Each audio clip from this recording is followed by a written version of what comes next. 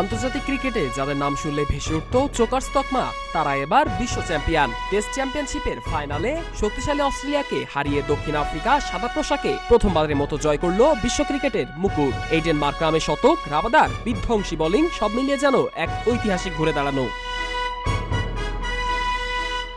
281 রানের লক্ষ্যে তাড়া করতে নেমে শুরুতেই ওপেনার রিকেলটনকে হারায় দক্ষিণ আফ্রিকা, কিন্তু এরপর মার্ক্রাম ও মুলদারের 61 রানের জুটি গড়ে দেয় জয়ের ভিত। পরে অধিনায়ক বাবুমার সঙ্গে জুটি বেঁধে ম্যাচের মোড় ঘুরিয়ে দেন মার্ক্রাম।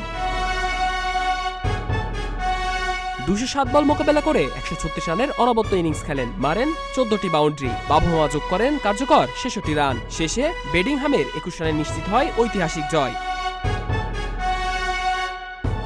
শেষ পর্যন্ত 5 উইকেটের জয়, লর্ডসে ট্রফি হাতে দক্ষিণ আফ্রিকা। ইতিহাসে এবার আর তারা চোকার্স নয়, তারা এখন বিশ্ব চ্যাম্পিয়ন।